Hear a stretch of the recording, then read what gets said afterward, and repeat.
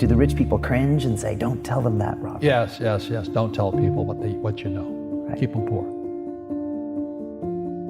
So my father was the head of education, PhD, all that stuff. I go home and ask him, said, why don't we learn about money in school?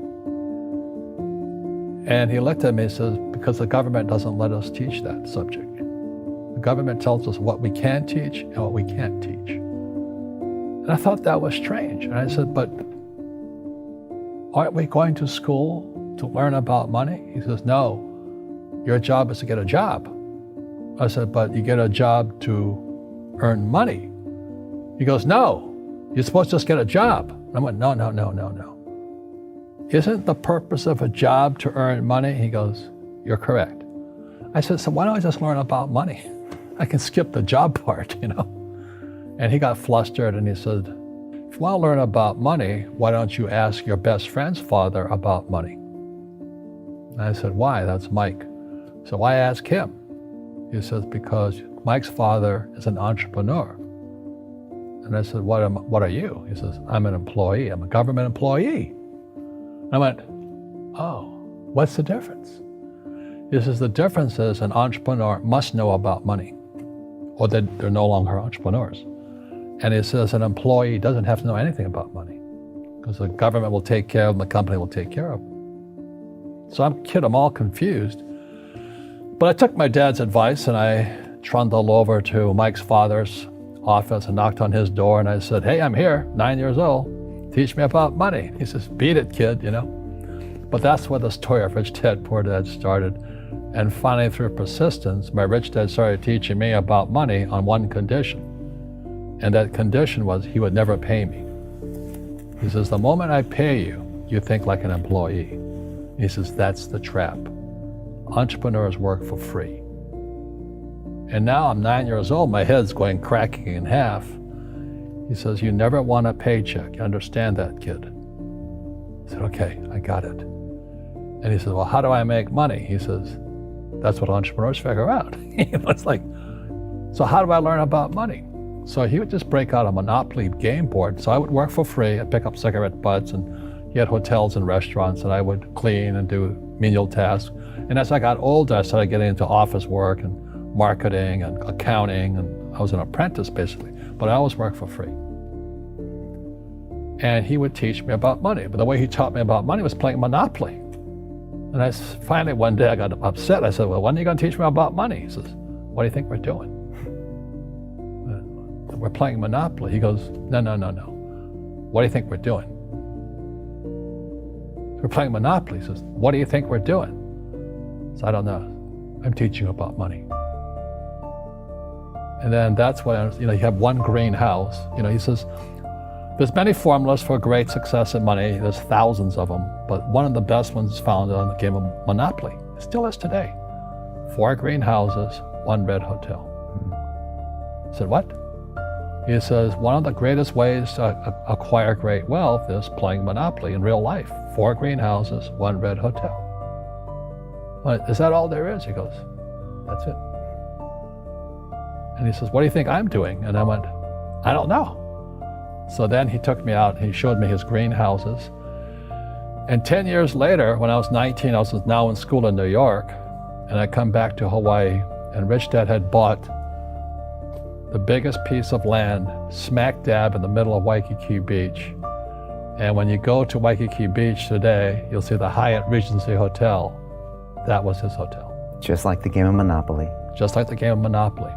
Acquired assets and they became bigger assets. He just kept what's called an assemblage, because that property wasn't that big at the time. So he had to buy out all the small guys.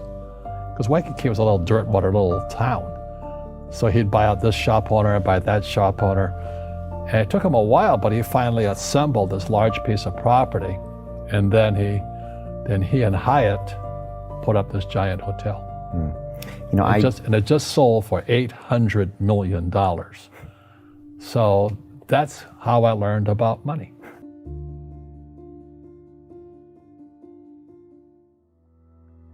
I've had financial crashes. I've had people stab me in the back, but they're all good because I grow from it. That's spirituality. Right. People who are afraid of making mistakes, like they teach in school, they don't ever grow. Because spirituality is there's good and there's bad, there's right and there's wrong, there's up and there's down. Most people only want to be right, they only want to be positive. Well, you can't have that. That's not reality. Well, I wasn't poor by most people's standards, but I came from a family with a poor attitude, if you know what I mean. Because rich, poor, middle class, poverty starts with a fundamental attitude. Poverty is passed on. It's taught in your families. And middle class is taught in families. And so the people right now who are sitting at home, who are struggling financially or worried about money or unhappy, they may be making a lot of money, but unhappy with what they're doing, it was probably taught to you. Your superego was taught, get a job, work hard, or you'll never be rich, or the rich are evil, or whatever. The school system will never teach you about money.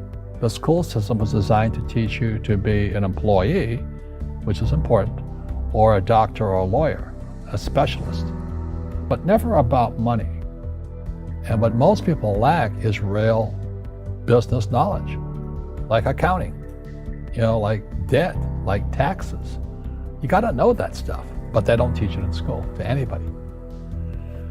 So, and then when people ask me, how did your rich dad learn this when your poor dad, a PhD, didn't? And the answer is very simply, my rich dad, who's my best friend's father, his father died when he was 13. So his rich dad had this family business at 13 to run. So he had to drop out of school, which was his blessing. There's blessings, and sometimes the blessing doesn't look like a blessing, but it turned out to be a blessing.